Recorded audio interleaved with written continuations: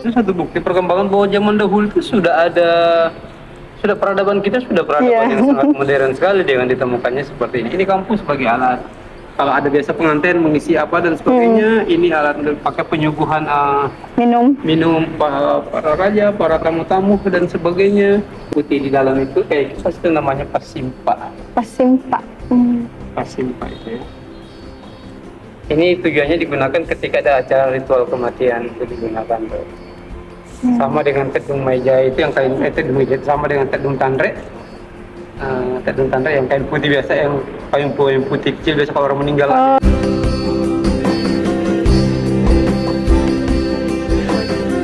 Ujang dari Jawa Barat itu. Ya, kalau ini badik. Dan mungkin dari Bantimur. Kupu-kupu itu.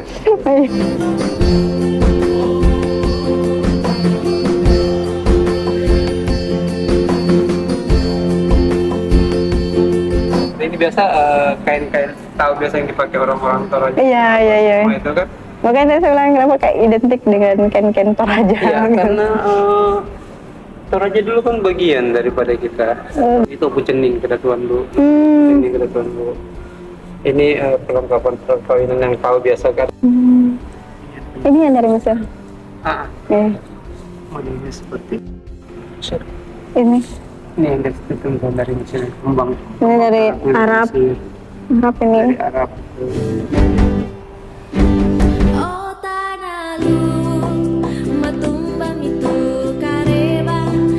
Tidak berbulu ini namanya besi mandrawe. Besi mandrawe. Mandrawe ini biasa digunakan oleh pasukan khusus di Kedatuan itu. Ini yang berbulu ini namanya tombak besi bandrana. Apa perbedaan ini? Perbedaannya ini dipegang oleh induk-induk pasukan kerajaan atau pemimpin pasukan kerajaan besi bandrana. Ini sedangkan besi yang kuning di belakangnya atau obor yang kuning di belakangnya disebut dengan sulolangi. Oh, Sulolangi. Kenapa namanya Sulolangi? Itu disebut Sulolangi karena dia merupakan salah satu obor tolak bala. Jadi setiap kegiatan ritual Kedatuan dulu selalu ada Sulolangi dengan harapan bahwa segala macam mara bahaya yang ada dalam kegiatan ini disingkirkan. Bendera utama di Kedatuan dulu itu ada 9 macam. Ada kuning, hitam, merah, satu satuan bendera tersendiri itu disebut bendera anak pemilu. Ya. Bendera anak pemilu itu sama pada kita. Hitam ini adalah Majika Buah. Majika Buah. Merah ini adalah Majika Pondrang. Pondrang. Nah, anak kedua ini adalah pimpinan wilayah-wilayah yang ada di Kedatuan ini.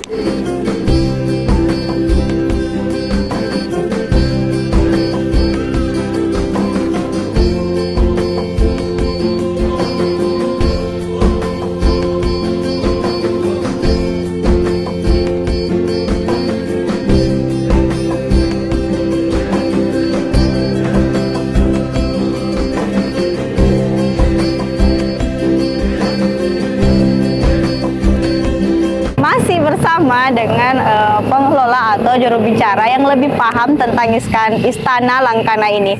Halo Pu. Halo. Nah Pu, dari tadi nih kita sudah bincang-bincang, tapi saya belum tahu nama lengkapnya Pu itu siapa sih? Nama lengkap saya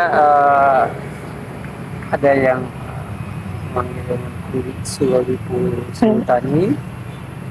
Kebetulan saya anak dari almarhum Habib Sultani yang nanti ada hubungannya dengan. Iya. Kalau tugas saya di Istana Kedatuan dulu ini adalah koordinator ritual adat Sultan Lalu. khususnya di Kedatuan dulu. Oke. Tadi kan sebelum saya masuk nih, tadi ada saya lihat di situ tahun berdirinya itu 1920. Nah, yang mana nih Opu? Apakah Museum Batara Guru atau Istana Langkana ini? Oke, sebenarnya yang sepengetahuan saya, istana ini dibangun pada tahun 1910 dan selesainya pada tahun 1920. Jadi istana ini dikatakan dibuat itu anno, biasanya tahun 1920 itu tahun sudah berdirinya, sudah selesai. Sudah selesai. Biasanya kan kalau kita buat satu bangunan kalau sudah selesai baru kita tulis ya. Tahun sekian, ya. Seperti itu. Dan istana ini dibangun oleh Belanda, oleh mereka sebagai wujud ganti daripada istana Langkanaya yang terbakar akibat korban perang yang dulunya berada di kantor istana yang bersebelahan dengan Masjid Jami itu sendiri. Jadi dibangun selama 10 tahun, makanya dia berarsitek ini kayak Eropa klasik ya. Nanti ditempati pada tahun 1923.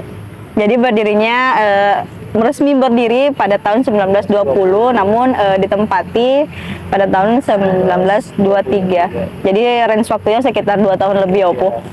Nah, arti dari Langkana ini sendiri apa sih, Opo? Langkana itu kan kalau saya seperti yang kita lihat sekarang ini adalah daripada replika. Ini sudah replika ya. Istana Langkana. Langkana itu kalau ini menurut saya ya, tapi kebenarannya bukan pada saya. Langkana itu dari kata langkah naik. Langkah naik. Jadi ini melangkah naik. Tempat yang ditempati pemimpin atau raja untuk melangkah naik untuk tinggal. Untuk tinggal. Yang rumah besar yang ditempati dengan menggunakan tangga atau melangkah kita naik. Nah, filosofi daripada Langkana ini mengandung filosofi yang luar biasa sekali, karena ini menggabungkan 3 unsur alam sebenarnya. Unsur alamnya apa? Langkana ini terbagi tiga fase. Fase atas itu mengkhususkan adalah untuk biota dunia atas, gitu. Sedangkan lantai tengah untuk manusia.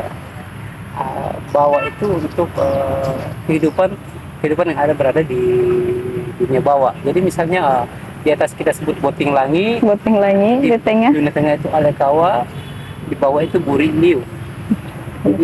Jadi keseimbangan alam, ekosistem yang ada di semesta ini sebenarnya terwakilkan di dalam Istana Langkana ini. Luar biasa sekali, Opo. Keseimbangan dalam kehidupan ini. Nah, ini lagi nih, Opo, ada sedikit referensi lagi nih yang saya baca tadi nih, Opo.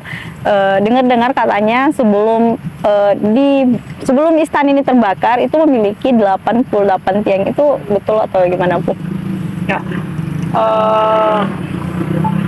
sebenarnya kalau dikatakan betul atau tidak, saya nggak melihat, tapi kalau referensinya seperti itu memang ada yang mengatakan 88, ada yang mengatakan 100 tiang. 100 tiang. Dan bagi saya itu kan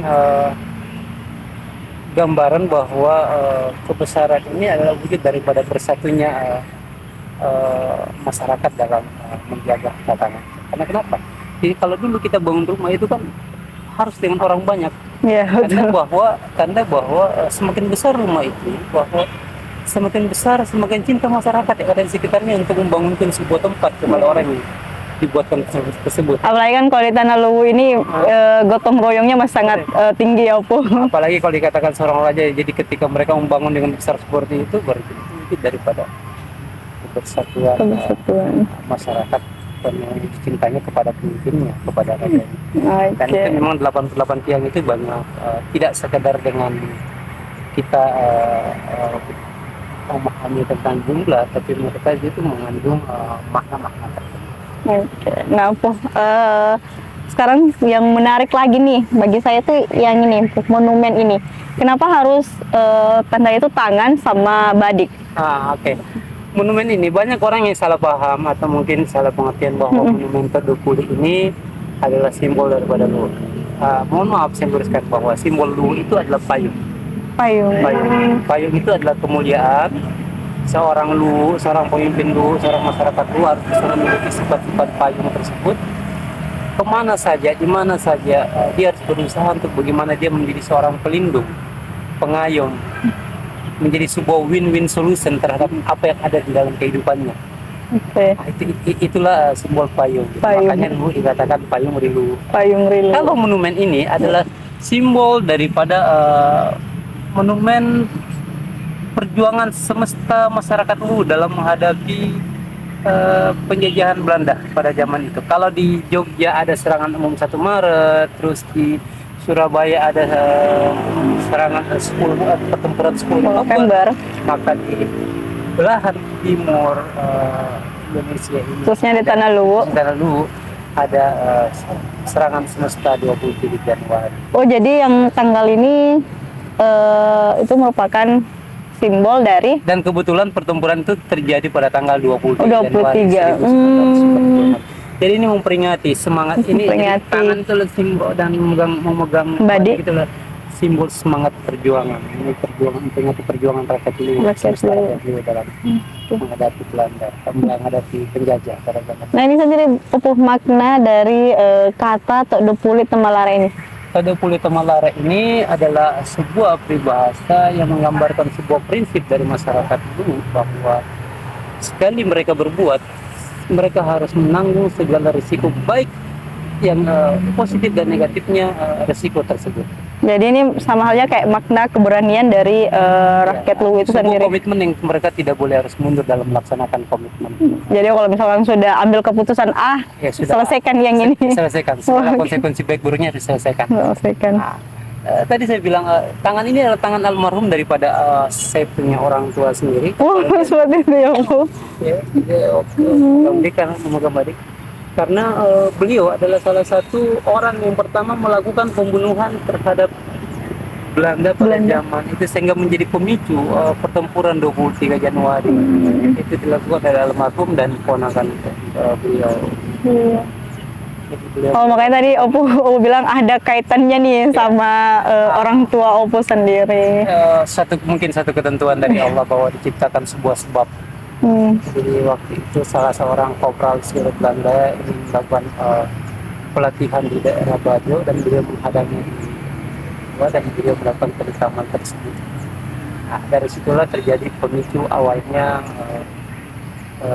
terjadinya 23 Januari, di mana pada waktu kopral sipil sudah mati, pihak Belanda melakukan pencarian besar-besaran kepada pihak yang melakukan pembunuhan tersebut, bahkan sampai ke bangsawan rumah adat di orang tua, bahkan di dua itu menaiki rumah pegawai saudara dari keluarga daripada kedatuan, dan dengan tidak sopan bahkan masuk ke dalam masjid, merobek-robek Al-Quran, memukul penjaga masjid dan sebagainya, termasuk orang tua sendiri. Dan dari situlah mengakibatkan kemarahan masyarakat Luwu yang pada waktu itu kakak beliau sendiri, Andi Kendriajen, itu memimpin rapat besar di lapangan Gua dan melakukan penyerangan pada tanggal 20 Januari ke istana, ke kota Palopo. Namun Datu mengatakan jangan dulu, kita menunggu pasukan dari Lasiswa pimpinan Badawi. Pada tanggal 22 Januari pasukan itu tiba, dan disampaikan malamnya hari itu juga dilakukan persiapan untuk pengepungan kota Palopo, dan pada tanggal 23 Januari terjadilah letusan peperangan di Tanah Luwu ini. Yang letusan senjatanya pertama kali diletuskan oleh